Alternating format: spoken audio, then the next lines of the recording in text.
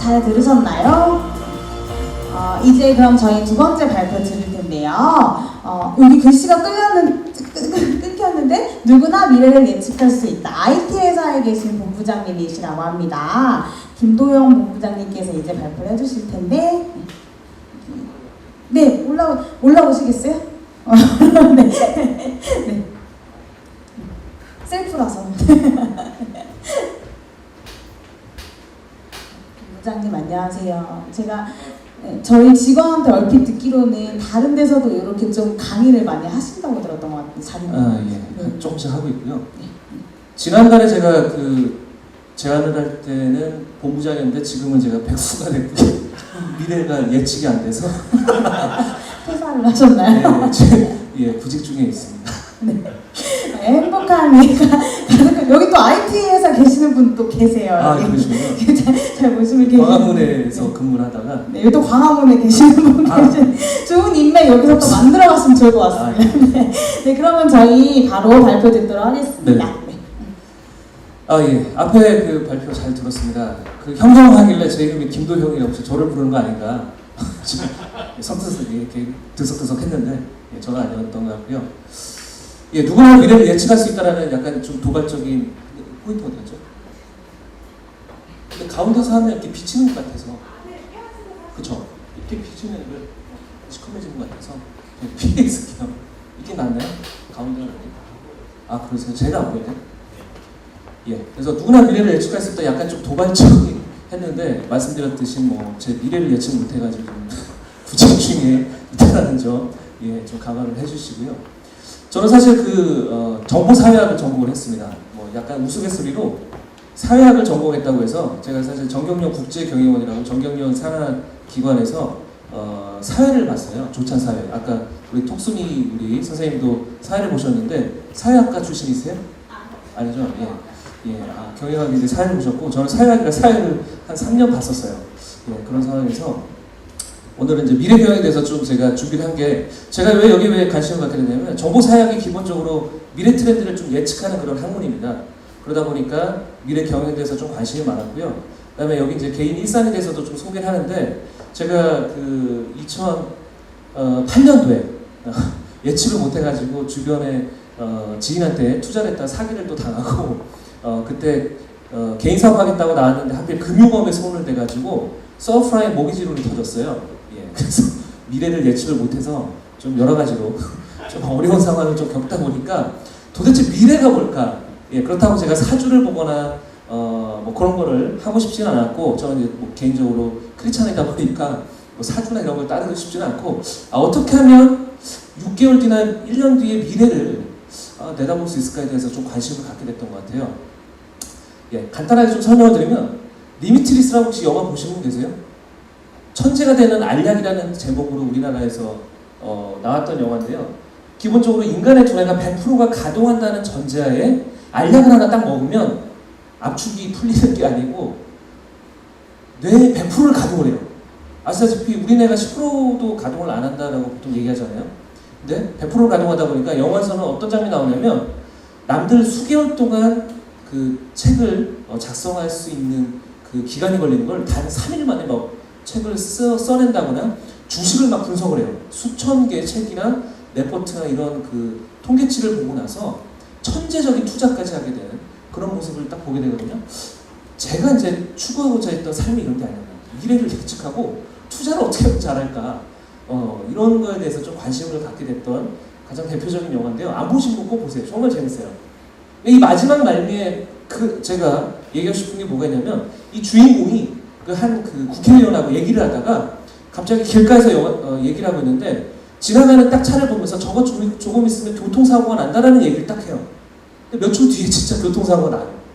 국회의원이 너 그거 어떻게 알았냐 그랬더니, 시그널이 있지 않았느냐. 이 사람은 모바일을 보고 있었어요. 운전하면서. 그 다음에 차간 거리가 짧았어요. 거기서 저거 조금 있으면 사고가 나겠다.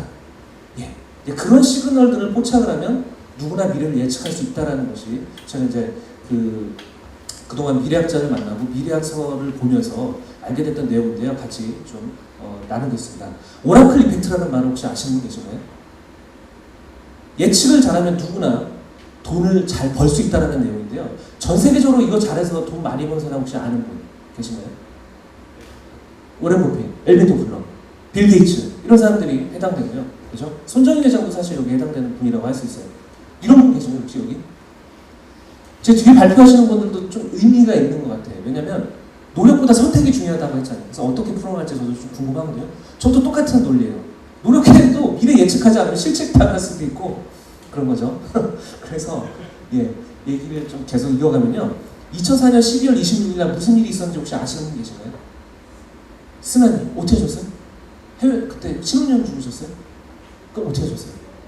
똑똑하시구나. 톡 쏘시지 않고 똑똑하시군요. 말씀하신 대로 쓰나미가 15개 섬을 강타하면서 무려 25만 명이 죽었어요. 어마어마한 사태죠. 근데 재밌는 건 15개 섬에 25만 명이 죽었는데 특정 몇 개의 섬에서는 8만 명 인구 중에 8명만 죽었어요.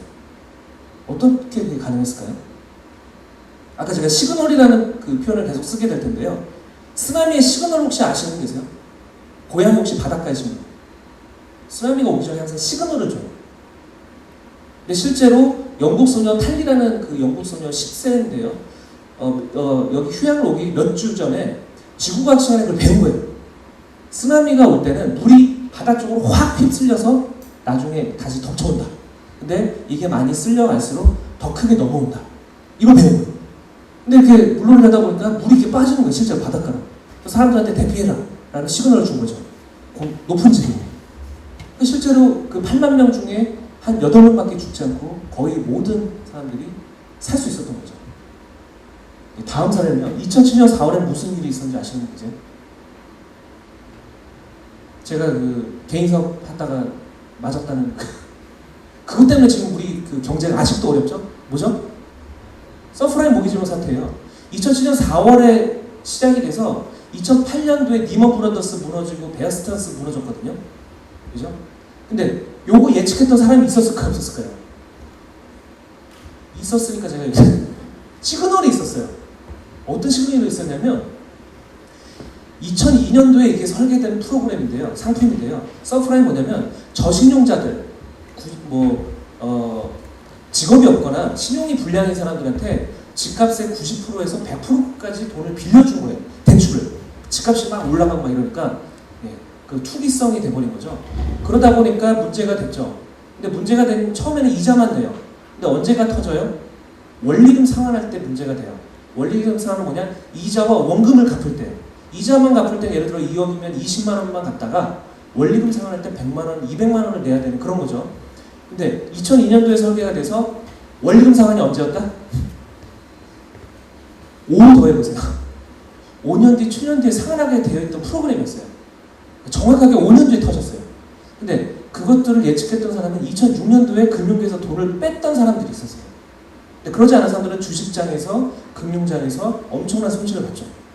이런 것들이 제가 이제 말씀드리고 싶은 모든 현상들은 시그널이 동반된다 라는 것을 목격하게 된 거죠. 자, 국내 주식 볼까요? 오늘 주식 여기 투자하시는 분 계세요? 아니면 금융 여기 주식 쪽에 계시는 분 없으세요? 한 명도 안 계세요? 2073포인트에 마감을 했어요. 중국 증시가 최근에 1년 동안 1.5배가 올라가다가 최근에 며칠 만에 30%가 떨어졌어요. 예측이 될까요? 안 될까요? 돼요. 왜냐면 제가 사실 유튜브에 요거 경제 상황에 대해서 한번 제가 토크했던 내용이 유튜브에 있는데 금년 2월 달에 제가 올린 상황인데요. 몇 가지 그 우리 경제에 큰 이슈가 발생될 수 있는 것 중에 거론했던 게 중국 경제였고요. 두 번째가 일본, 그 다음에 유럽이었어요. 그리스 사태 지금 왔고, 일본의 엔저 때문에 이제 발생되는 문제가 하나 예측이 되는 게 있고, 중국이 버블 현상이 벌어지면서 부동산 투기와 거기 따른 경제 상황에 큰 문제가 있을 거다를 금년 2월 달에 제가 예측했던 게 있거든요. 이제 그런 것들이에요. 자, 이분 혹시 아시는 분 계신지 모르겠지만, 이분이 서울대 교수인데, 실제로 투자회사도 운영하시면서 알고리즘 트레이딩을 해요. 알고리즘 트레이딩이 뭐냐면 컴퓨터로 미리 다양한 그 수치들과 매매 기법들을 넣어가지고 기술적 분석이라고 해요. 그런 기술적 분석을 넣으면 자동으로 컴퓨터가 샀다 팔았다 이런 거예요. 근데 그렇게 했는데 이분의 누적 수익률이 시장을 항상 상회하고 오히려 몇 배 이상의 수익을 내요. 지금도 그렇고요. 근데 재밌는 건 2010년도에 미국과 유럽에서는 이미 알고리즘 트레이딩으로 50%가 매매가 됐고요. 금년에는 한 80%가 알고리즘 트레이딩으로 매매가 된다는 사실이에요. 이게 뭐다? 항상 시장은 그러니까 예를 들면 신문을 보고 매매를 하는데 이건 늦은 거예요. 이미 이런 분들한테는. 뭔지 아시겠어요? 리스크가 있을 때도 이분들은 손절매라고 해서 예상했던 가격보다 5%가 3%가 빠지면 그냥 자동으로 팔게끔 이런 식으로 기계적으로 하는 거예요. 그죠? 그러니까 개인적인 투자하는 분들은 이런 분들한테 당연하지 못해요.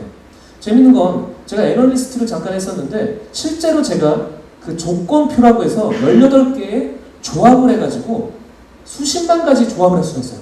수십만 가지 조합 중에 실제로 제가 1년 동안 연구를 해서 가장 근사치의 그 목표 주가를 종목을 추천하는 그걸 만들어낸 거예요. 18개 조합이 들어가 있어요. 엔드 오화 값이 가로, 대가로까지 들어가 있거든요. 보시면 뭐 볼린저 밴드, RSI, CCI까지 뭐 5분봉, 뭐 10분봉 이런 것들을 제가 치밀하게 엑셀에다가 한 걸 가지고 실제로 했더니 처음에 시작할 때는 1개월, 2개월 차 때는 2,000개 종목 중에 튀어나오는 게 수백 개예요. 정확도가 떨어지는 거죠. 6개월이 지나니까 하루에 나오는 종목 수가 10개 미만으로 떨어지더라고요. 그 다음에는 3개 미만으로. 그러면 그 3개의 종목이, 그러니까 그게 뭐냐면 이 알고리즘을 넣고 장중에 돌리면요. 저는 다른 거 막 하고 있다가 갑자기 빨간색으로 종목명이 빵 떠요. 예를 들면 대우조선해양, 삼성전자 딱 떠서 딱 보면 차트가 기가 막혀요. 예뻐요. 그럼 제가 투자를 하면 막 이렇게 올라가는 거죠. 이런 것도 했었고요. 국내 부동산 혹시 관심 있으신 분 계신가요? 저는 기본적으로 3차 하락을 예상하는데요. 1차 하락은 이미 서브프라임 모기지로 터지고 나서 실제로 목동에서 약간 아웃사이드인 지역에 저희 그 처형이 살고 있는데 5억이 샀다가 6억이 됐는데 지금 4억이 됐어요. 35평짜리 아파트가. 근데 저는 부동산 시그널을 어디서 봤냐면 2006년도에 일본에 제가 여행을 갔을 때 그때 딱 시그널을 포착했던 게 2006년도에 일본 동경에 있는 30평대 아파트가 얼마인지 아세요? 6억 5천이더라고요. 우리나라도. 그때 당시에 음마아파트 이런 데가 11억, 12억 한대였어요. 그때 시그널을 일단 기본적으로 간파했죠. 아, 우리나라 부동산 일단 비싸구나. 특히 아파트 비싸구나. 그때부터 이제 제가 보게 됐는데 재밌는 건 6억 5천이라는 가격이 1991년도에 떨어지고 나서 20년 동안 유지되는 가격이 지금도 그래요. 이때 그 일본의 그 버블이라고 하죠. 10년 그 어둠의 그 터널의 시대. 그것 때문에 이제 그 아베 정권이 아베노미닉스라고 해가지고 엔저를 유발해서 도요타나 이런 수출 기업들에 도움을 주는 그런 지금 전략을 피고 있는데요. 1991년도 이후로 가격이 확 떨어졌는데 상업용 부동산은 90%가 빠졌어요. 10억 하던 게 1억이 됐고요. 골프장 같은 거, 그 다음에 주택 같은 경우는 60%가 빠졌어요. 10억 하던 아파트가 4억이 돼버려요. 그게 20년 동안 유지됐어요. 그렇게 이제 저는 우리나라도 그렇게 빠진다라고 일단 기본적으로 저는 보고 있는데 1차 하락기는 서브프라임 때 이미 한 20%가 빠졌고요. 2차 하락은 제가 금년 아니면 내년을 보고 있는데 다양한 시그널 중에 하나만 말씀드릴게요. 원리금 상환이 힌트입니다. 1100조의 가계의 부채가 있는데 1100조의 전체 그 국민이 가지고 있는 부채가 있는데 그 중에 3분의 1이 가계부채고요. 가계부채 중에 대부분이 여기 아파트에 몰려있다는 거죠. 그래서도 한 달 전인가? 왜 그 금리, 그 되게 낮은 금리로 우리나라 그 정부가 돈을 빌려주는 그 갈아타는 거, 그것도 시행했던 것도 다 이유가 있어요. 하여간 그런 게 있고요. 그 다음에 자영업자들이 그 3분의 1, 330조를 또 갖고 있는데 지금 자영업자들 되게 어렵죠. 복합적으로 지금 40, 50대의 개인들이 이런 부동산에 투자한 게 3분의 1인데 거기에 대부분이 또 자영업자의 교집합이 있어요. 하여간 그런 시그널들을 기억하면 금년 아니면 내년에 저는 또 부동산이 약간 하락할 수 있는 여지가 있고요. 18, 19년 이후는 다 아시죠? 인구 감소에 따른 순간. 네. 그래서 저는 무조건 얘기하는데요. 투기형 부동산 절대 저는 사지 말라고 하죠. 거주용은 괜찮아요. 빌라나 이런 데 거주용은 사도 되는데요. 절대로 전세로 가든지 반전세로 가든지 절대 사면 안 돼요. 네. 하여간 그렇고요. 삼성전자 사례 같은 경우는 대기업들이 클라우드 컴퓨팅에 2010년도 기사인데요. 그 다음에 태블릿이 나오면서 PC 시장이 잠식됐다. 2010년도 역시 기사입니다. 삼성전자가 2012년도에 그래서 나온 게 삼성전자 하드 사업부를 매각을 해요. 시게이트에. 그 다음에 IBM은요 더 빨랐어요. 2011년도 기사인데 IBM이 지금 무슨 회사예요? 컴퓨터 회사예요? 아니에요. 레노바에 2005년도에 팔았어요. 이미 포진이 돼서 전략적으로 이미 연구를 해가지고 이미 이런 하드웨어 사업이 사양 산업이라는 걸 예측을 했어요. 그래서 중국에 팔았죠. 당시에는 막 미국에서 난리가 났어요. 야, 이런 고부가치 사업을 팔면 어떻게 되냐 했는데 잘 팔았다고 지금 돼 있어요. 지금 컨설팅 사업을 주로 하죠. IBM 같은 경우는.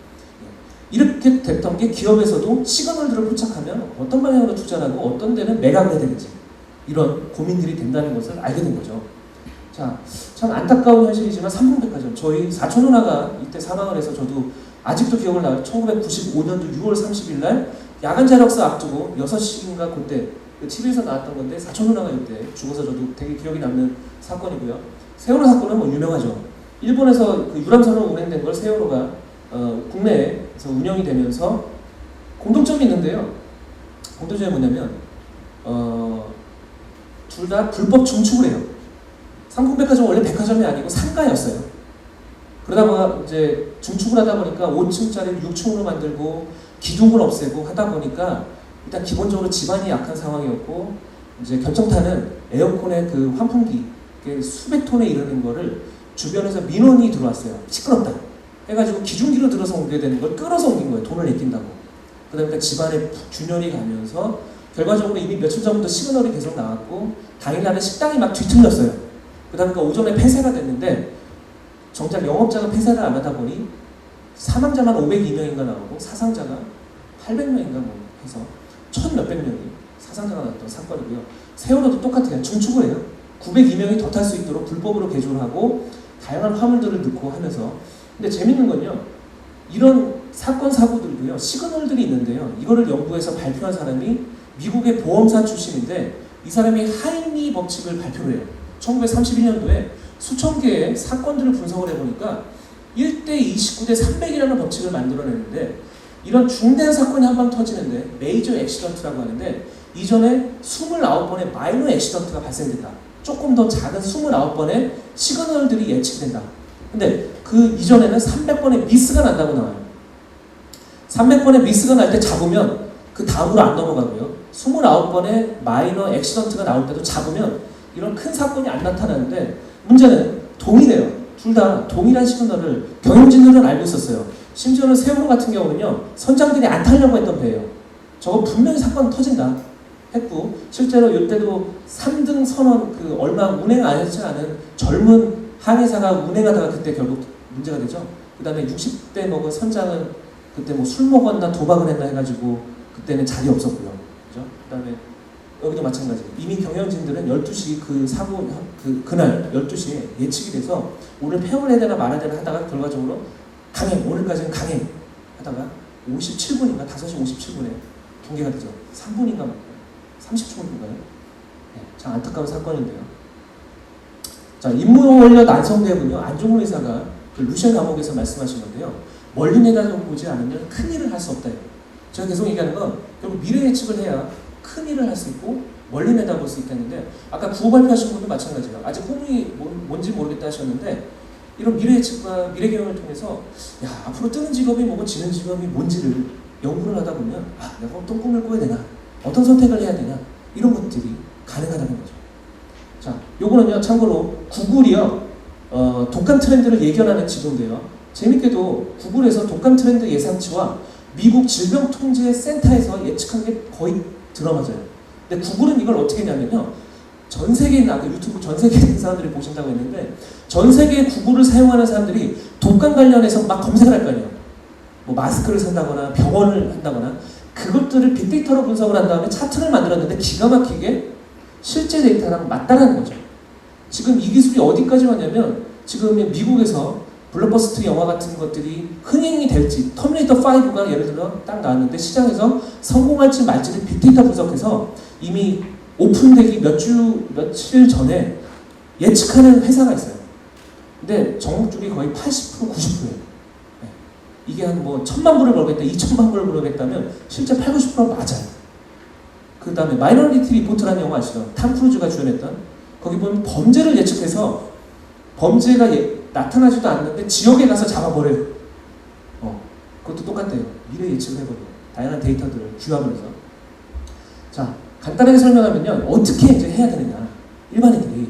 그에 대한 간단한 얘기인데요. 자, 이렇게 네 가지 영역인데, 데이터는 가공되지 않은 자료고, 정보는 데이터를 목적을 갖고 처리하고, 지식은 정보의 체계화고요. 지혜가 이제 미래 예측이 가능한 영역인데, 이렇게 하면 되게 어려우니까 간단하게 설명하면, 제가 그냥 간단하게 설명하면, 데이터 영역은 그냥 네이버 같은 데서 검색했을 때 나오는 정도의 데이터. 정보는 뭐냐면 신문을 봤을 때 나오는 어떤 그 자료들. 지식은 책을 봤을 때 깊이가 분명히 다릅니다. 자, 이 세 가지들을 규합해서 오랫동안 계속적으로 정보와 지식을 규합을 하면 하나의 인사이트가 만들어지는데, 그게 통찰력이라고 하고요. 그게 2단계라고 합니다. 어떤 구루의 단계. 워렌 버핏, 빌 게이츠, 손정희 이런 분들이, 그죠? 하루아침에 이루어지지 않아요. 자, 그래서 저는 어떤 활동들을 하냐면요, 미래예측을 하기 위해서 이 모아진닷컴, 지금 안 보이는데요, moazine.com, 모아진.com인데 태블릿 PC나 모바일로 무료로 볼 수 있는 어플인데 200종의 잡지를 무료로 보실 수 있어요. 그 중에서도 저는 경제 재테크 중심으로 봅니다. 여기 보면 머니지, 한경 비즈니스, 매경 이코노미 이런 걸 무료로 보실 수 있어요. 그러다 보면 어떤 재테크라든지 경제에 관련이 필요하신 분들은요, 여기를 참조하시면 다양한 시그널들을 예측할 수 있어요. 포착할 수 있어요. 중국 경제부터 시작해서 우리나라 부동산은 어떻게 될 것인가, 어떤 우리나라 기업은 어떻게 될 것인가, 여기 다 나오는 시그널들이. 자, 그 다음에 저는 하루에 신문을 5개를 봅니다. 정도로. 그래서 추천을 드리고 싶은 건 3가지를 봤으면 좋겠어요. 일간지, 경제지, 그 다음에 IT가 우리 그 사회를 크게 급변하는 변이거든요. 그래서 IT 신문, 저 같은 경우는 전자신문을 보고 있는데요. 아니면 경제지와 IT 신문을 보는 것을 권장드립니다. 2가지만 보면 균형감 있게 사회가 돌아가는 흐름에 대해서 예측이 가능하고, 제가 10년 동안 해보니까 좀 보이는 거예요. 아, 어디 투자하면 되는구나. 예, 어떤 직업이 뜨는 직업이고 어떤 직업이 지는 직업이구나. 이런 부분을 알게 되고요. 그다음에 뭐 테드라든지 유튜브 이런 데를 통해서도 다양하게 제가 정보를 흡수하고 있습니다. 그다음에 저는 이제 신문 같은 거를 에버노트를 활용해서 스크랩을 계속 해오고 있고요. 지금은 최근에는 이제 블로그를 제가 그렇게 5개의 신문을 보고 잡지는 한 달에 제가 3, 40개를 보는데, 보는 것들 중에 영감이 떠오르는 내용들을 블로그에 계속적으로 제가 인사이트 서클을 올리고 있는데요. 혹시 관심 있는 분은 나중에 제가 블로그 주소를 공유 드리도록 하겠습니다. 그래서 마지막으로 제가 설명을 드리면 상어와 참다랑어, 제가 좋아하는 참치인데요, 공통점이 있어요. 뭔지 아세요? 이 침략실장에 나왔던 내용입니다. 홍정욱 씨가. 얘네는 평생 동안 움직이지 않으면 죽어요. 불해가 없어서 가라앉거나 아가미로 숨을 쉬어야 되기 때문에 무조건 움직여야 돼요. 잘 때도. 네, 그래서 마지막으로 마무리드리는 건, 자, 급변하는 경영환경, 급변하는 막 빅데이터 시대, 전 세계에 있는 정보가 따블이 되는데 이틀밖에 걸리지 않는 이런 환경에서는요, 평생 공부하지 않으면 안 돼요. 그래서 이런 톡소다 같은 스테이지가 되게 중요하다고 생각하고요. 이런데 가족들이 이렇게 오신 게 정말 보기 좋은데, 정말 많은 것들을 얻어가시길 바라고, 이렇게 저는 오늘 마무리 짓도록 하겠습니다. 고맙습니다.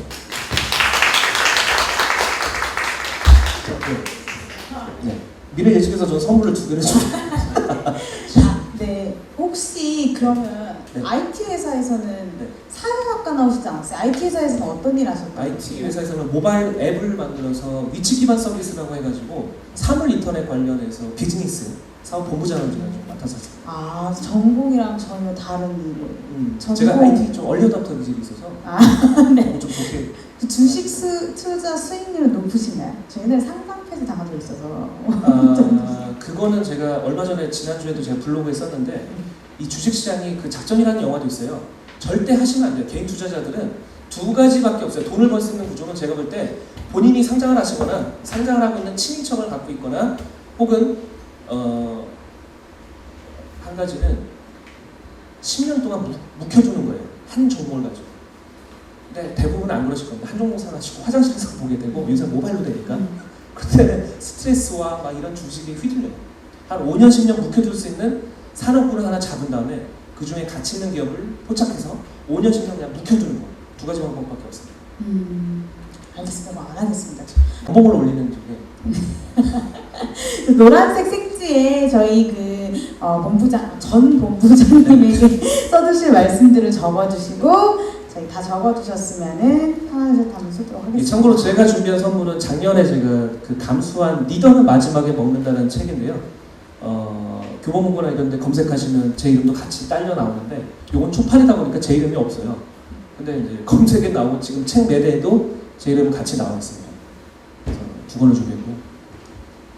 한 권은 뽑아서 드리도록 하고 네. 한 권은 꼭 갖고 싶다 하시는 분 있으시면은 전 개인적으로 아버님 꼭 드리고 싶은데 아버님 이거 선물 꼭 드리고 학생 싶어서 최연소 같은데 네 가족분들 같이 오신 게 너무 보기 좋아서 한 권은 여기 뽑아서 드리고 한 권은 이따 아버님 드리도록 하겠습니다. 제 맘대로 이렇게 해서 죄송합니다. 저는 학생 주고 싶은데 자꾸 아버님 아 그럼 학생으로 어차피 가족이겠지만 네 알겠습니다.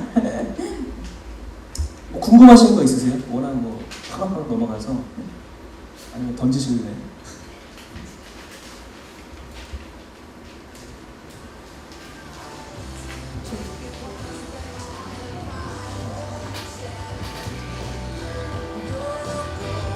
자, 다 쓰셨으면 저희 하나, 둘, 셋 하면 무대 위로 쏘도록 하겠습니다. 하나, 둘, 셋. 연두색 뭐야? 연두색 연두색 너무 하시네요. 자, 그럼 하나 골라주시겠어요?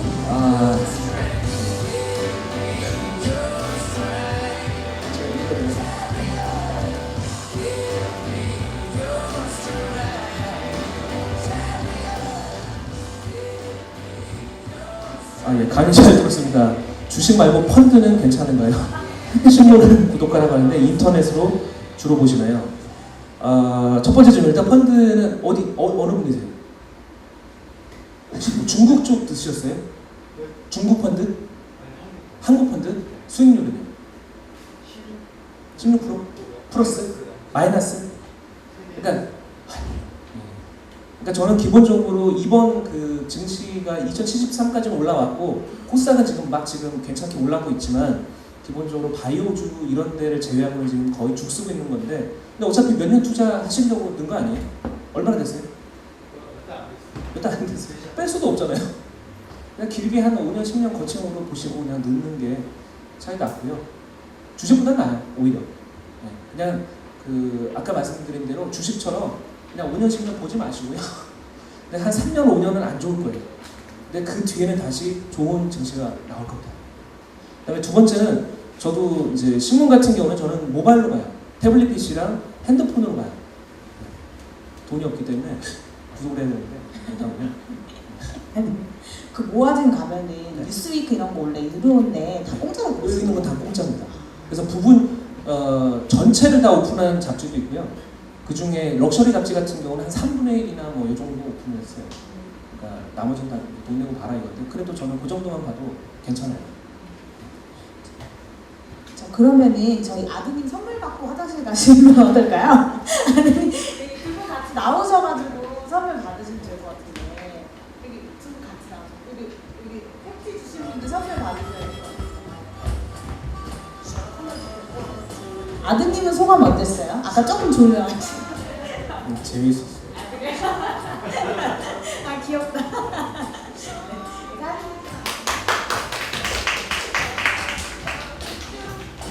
저 굉장히 빠져들었습니다. 앞으로 또 저는 아직은 없지만 앞으로 또 자주 뵙도록 하겠습니다. 네. 이거 지금 주고 가시겠어요?